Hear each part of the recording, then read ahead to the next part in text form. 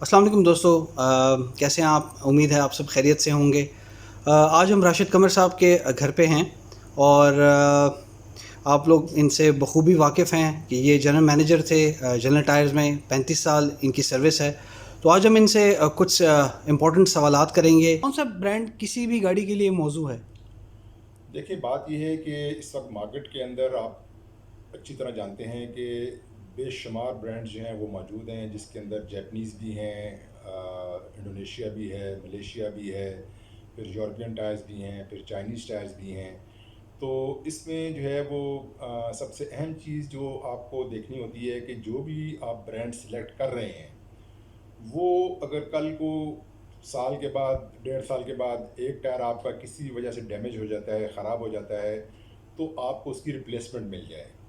تو لہٰذا میرا مشورہ جو ہے وہ یہی ہے کہ ایک تو یہ ہے کہ جو چائنیز برانڈز جتنے بھی آتے ہیں، وہ مقصد ہے کہ ون ٹائم وہ برانڈز آتے ہیں، پھر وہ دوبارہ نہیں آتے۔ وہ آتے تو ہیں مگر وہ کسی اور نام سے اور کسی اور پیٹرن سے آتے ہیں۔ دوسرے نمبر پر پھر یہ ڈنلپ ہے، برسٹون ہے، یوکواما ہے، مشلن ہے، پریلی ہے، کانٹیننٹل ہے، اور بہت سے برانڈز ہیں۔ یہ برانڈز بھی جو ہے آپ کو یہ دیکھنے ہوتے ہیں کہ وائڈلی یوز ہونے والے کون سے برانڈز ہیں، جو کہ آپ کو اگر میری شاپ سے نہیں مل رہے ہیں تو آپ کو کہیں سے بھی مل جائیں۔ تو لہذا جب بھی آپ ٹائرز پرچیز کریں تو اس چیز کو یقینی بنائیں کہ وہ جو برانڈ آپ سلیکٹ کر رہے ہیں کیا وہ مارکیٹ کے اندر اور جگہوں پر بھی اویلیبل ہے کہ نہیں۔ تو اس وجہ سے اس چیز کو جو ہے نا آپ ضرور مد نظر رکھیں۔ اچھا سر، ایک اور سوال بڑا امپورٹنٹ ہے، اس میں یہ ہے کہ یہ اسٹیل بیلٹڈ ٹائرز اور یہ پولیسٹر ٹائرز میں کیا فرق ہے؟ دیکھیں، جو بھی ٹائر اس وقت یعنی کہ مارکیٹ میں اویلیبل ہیں، اب نارملی لوگوں کے ذہنوں میں یہ ہوتا ہے کہ جی یہ اسٹیل بیلٹڈ ٹائر ہے۔ تو اسٹیل بیلٹڈ ٹائر کا مطلب یہ نہیں ہے کہ اس کے اندر سارا اسٹیل ہی استعمال ہوا ہے، یا کچھ لوگ کہتے ہیں جی کہ ہمیں پولی ایسٹر چاہیے، اسٹیل نہیں چاہیے۔ تو ایسا بھی جو ہے وہ پاسبل نہیں ہے، کیونکہ پولی ایسٹر بیلٹڈ یا نائلن بیلٹڈ ٹائرز کی ٹیکنالوجی جو ہے وہ پوری دنیا میں ختم ہو چکی ہوئی ہے۔ اب جو بھی ٹائرز آپ کو مارکیٹ میں اویلیبل جو ہوتے ہیں، اس کو اگر آپ اس کی جو سائڈ وال ہوتی ہے ٹائر کی، اس کو اگر آپ غور سے دیکھیں گے تو اس کے اوپر اس ٹائر کی کنسٹرکشن لکھی ہوتی ہے۔ کنسٹرکشن سے مراد یہ ہے کہ اس کی بناوٹ اس میں لکھی ہوتی ہے۔ اب اس میں یہ کلیئرلی لکھا ہوتا ہے کہ اس کے اندر کتنا اسٹیل ہے، کتنا پولی ایسٹر ہے۔ اب یہ اسٹیل اور جو پولی ایسٹر ہے یہ ٹائر کے دو حصوں میں استعمال ہوتا ہے۔ ایک حصہ تو جو اوپر والا حصہ ہوتا ہے جس کو ہم ٹریڈ ایریا کہتے ہیں، یعنی کہ جو روڈ کانٹیکٹ جہاں پر ہوتا ہے آپ کا۔ دوسرا ہوتا ہے سائڈ وال۔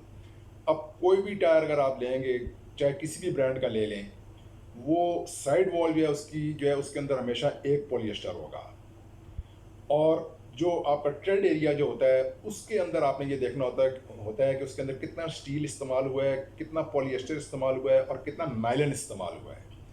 تو ہمارے ہاں ایک ٹرینڈ یہ بھی ہے کہ لوگ جب ٹائر پرچیز کرتے ہیں تو اس کو وہ اوپر سے پریس کر رہے ہوتے ہیں یہ دیکھنے کے لیے کہ یہ ٹائر کتنا سافٹ ہے، حالانکہ یہ ٹوٹلی ایک غلط کانسیپٹ ہے۔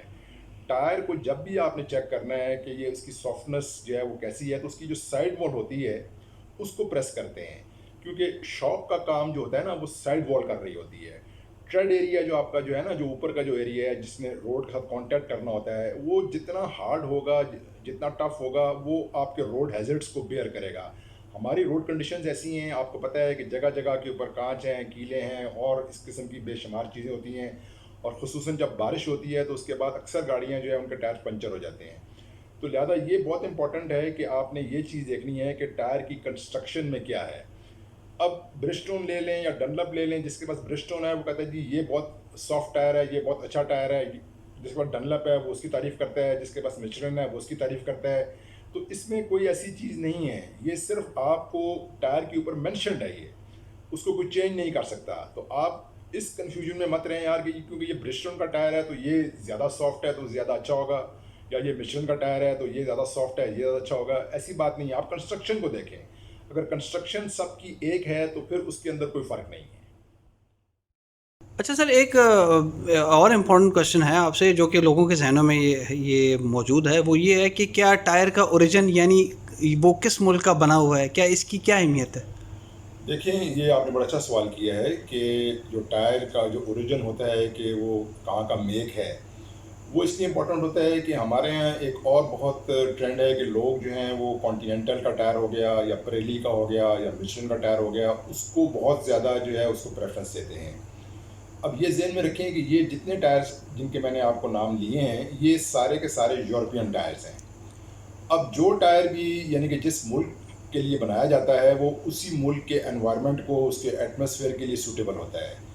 یہ سارے ممالک جو ہیں وہ بہت ٹھنڈے ممالک ہیں اور وہاں پر ان ٹائرز کی پرفارمنس جو ہے وہ ایکسٹرا آرڈنری ہوتی ہے. اس میں کوئی شک والی بات نہیں ہے کہ یہ برانڈز بہت اچھے برانڈز ہیں اور ٹاپ ریٹڈ برانڈز ہیں. لیکن آپ نے اپنے ملک کے جو آپ کی ایٹماسفیرک کنڈیشنز ہیں, جو آپ کی روڈ کنڈیشنز ہیں, ان کو آپ نے مد نظر رکھنا ہے. اب یہاں پر ٹیمپریچر جو ہے وہ 40+ پر جاتا ہے. جب 40+ پر جائے گا تو آبویسلی جو ٹائر جو ہے وہ یورپ کا بنا ہوا ہے, اٹلی کا بنا ہوا ہے, فرانس کا بنا ہوا ہے, جرمنی کا بنا ہوا ہے, یہ ٹائرز جو ہیں وہ اتنے آپ کے لیے ریلائبل نہیں ہیں. لیکن سر اس میں ایک چیز آپ سے پوچھنا چاہ رہا تھا کہ آپ کے پاس ایک برانڈ ہے فیڈرل ٹائرز, جی اس کا اوریجن کیا ہے؟ جی میں یہ آپ سے آگے بات کرنے لگا ہوں کہ اب آپ اس کے مقابلے میں اگر آپ آ جائیں ڈنلپ پر آ جائیں, برسٹون پر آ جائیں, ٹھیک ہے جی, فیڈرل جو برانڈ ہے ہمارا ایک, اس پر آ جائیں. اب یہ ممالک جو ہیں ان کا جو ایٹماسفیرک کنڈیشنز ہیں وہ پاکستان کی ایٹماسفیرک کنڈیشن سے مور اور لیس جو ہیں وہ ملتی جلتی ہیں. اب فیڈرل کا جو ٹائر ہے وہ تائیوان کا ہے, انڈونیشیا جو ہے, ملیشیا جو ہے وہ برسٹون اور ڈنلپ جو ہے وہ یعنی بناتا ہے. ایون کہ پھر کچھ کمپنیز ایسی ہیں کہ جو پیورلی جو ٹائرز جو ہیں وہ ایشین ممالک کے لیے بناتے ہیں, جس کے اندر یوکوہاما کا ٹائر جو ہے وہ بھی مقصد ہے کہ آپ یہاں پر اس کو اچھا اس کے رزلٹس ہیں اور اس کا اچھا فیڈ بیک ہے. فیڈرل کا بہت پازیٹیو فیڈ بیک ہے. ابھی تک جتنے بھی ہم نے ٹائرز بیچے ہیں ابھی تک ایک بھی نیگیٹو فیڈ بیک نہیں ملا. لوگ تھوڑے سے ہیزیٹنٹ ہوتے ہیں کہ یار یہ نیا برانڈ ہے, پرائس وائز جو ہے یہ آلموسٹ برسٹون اور ڈنلپ کے برابر ہے, تو ہم ایک نیا ایکسپیریمنٹ کیوں کریں. مگر یہ ایکسپیریمنٹ کی بات نہیں ہے. سب سے بڑی کوالٹی جو ہے وہ اس برانڈ کی یہ ہے کہ یہ امپورٹڈ ٹائر ہے, یہ اسمگل ٹائر نہیں ہے. باقی برانڈز جتنے بھی آپ کو مارکیٹ میں اویلیبل جو ہیں وہ تمام کے تمام اسمگل ٹائرز ہیں. تو یہ ایک اور بحث ہے کہ جی اسمگل ٹائرز کیا نقصانات ہیں اور امپورٹڈ کے کیا فائدے ہیں, یہ میں آپ کو بعد میں بتاؤں گا. لیکن اس کے اندر آپ نے جو بیسک سوال جو آپ نے کیا تھا کہ اوریجن جو ہوتی ہے یعنی کہ کس ملک کا وہ بنا ہوا ہے, وہ ڈیفینیٹلی اس کی بہت اہمیت ہے. اگر آپ, مجھے یاد ہے کہ میں جب ایک زمانے میں جنرل ٹائر میں ملتان میں بیس تھا تو اس زمانے میں ایک رشین ٹائر آیا تھا جس کا نام تھا پروسٹور, PROSTOR. اب وہ رشین ٹائر تھا اور بسز کے لیے وہ آیا تھا اور وہ بہت ہی چیپ ٹائر تھا. اب وہ بیسیکلی اٹ واز اے سنو ٹائر, یعنی کہ یہ برف پر چلنے والا وہ ٹائر تھا. یہاں پر لوگوں نے وہ چشتیاں اور ہارون آباد اور بھاول نگر ان روٹس کے اوپر بسز نے وہ ٹائر ڈالے اور 1 مہینے کے اندر وہ ٹائر جو تھے وہ سارے برسٹ کر گئے, because they were not meant for those roads and for such a temperature. تو یہی چیز آپ کی جو ہے وہ تمام یعنی برانڈس کے اوپر, تمام سائزز کے اوپر اپلیکیبل ہوتی ہے. اچھا سر, آپ سے ایک اور سوال یہ ہے, بڑا امپورٹنٹ ہے ٹائرز کے حوالے سے ہی. اچھا سر, یہ جو ٹائر کا پیٹرن ہے, کیا ٹائر خریدتے وقت اس کی کوئی اہمیت ہے؟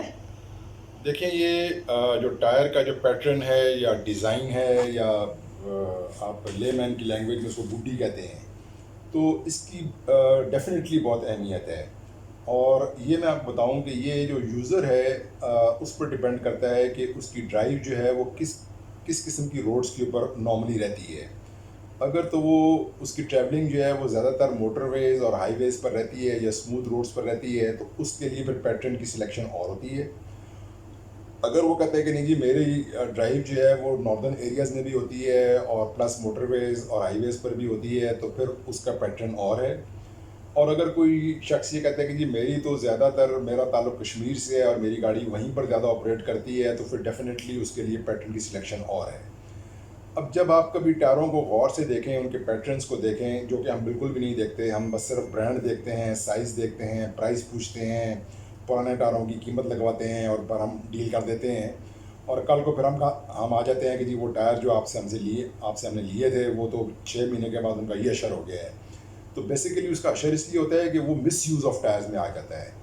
ٹائرز کی اگر آپ پیٹرن دیکھیں گے تو کچھ ٹائرز کے جو اوپر کا جو ٹریڈ ایریا جو ہوتا ہے, جو روڈ کانٹیکٹ جہاں پر ہوتا ہے, تو اس کے اندر جو ڈیزائن جو ہوتا ہے نا ٹائر کا وہ بہت کلوز ہوتا ہے. اس کے اندر جہاں پر کلوز क्लोज डिज़ाइंस होंगे वो पैटर्न जो है वो आपका हाईवेज और मोटर्स वेज के लिए आइडियल है। कुछ टायर आप ऐसे देखते हैं कि जिनके बीच वाले जो उनके डिज़ाइन हैं वो थोड़े खुले खुले होते हैं। उनका फ़ायदा ये होता है कि वो पैटर्न जो है वो आपका मकसद है कि ड्यूल ये पर्पस के लिए यूज़ होता है, और क्योंकि वो नॉर्दर्न एरियाज़ में भी ट्रैवल करता है तो लिहाजा फिर उसके अंदर स्टोन पिकिंग एक होती है कि जो टायर्स के अंदर अक्सर आप देखते हैं कि पत्थर फंस जाते हैं, तो जिसके ग्रूव्स खुले खुले होंगे उसके अंदर स्टोन पिकिंग नहीं होगी, उसके अंदर स्किडिंग नहीं होगी, तो लिहाजा वो टायर्स फिर आपके लिए उन एरियाज़ के लिए यूज़फुल होते हैं। और जो टायर्स जो हैं आपने दोनों पर्पसेस के लिए यूज़ करने हैं तो उसका फिर पैटर्न मिक्स होगा। तो ये सिलेक्शन जो है जब आप टायर परचेज़ करें तो इसको ज़रूर आप मद्देनज़र रखें अगर आपने टायर से उसकी मनी बैक गारंटी अगर आपने लेनी है। अगर आप इन चीज़ों का ख्याल नहीं करेंगे, सिर्फ ब्रांड के पीछे जाएंगे और कल को फिर आप कंप्लेंट लेकर आते हैं कि ये टायर जो है वो साल के बाद जो है इसका ये असर हो गया है, तो वो उस टायर का कसूर नहीं है, वो आपकी सिलेक्शन का कसूर है। सर एक बड़ा इम्पोर्टेंट सवाल है जो कि ये है कि लोग अक्सर दो टायर चेंज करवा देते हैं, तो क्या ये दो टायर तब्दील करवाना ठीक है?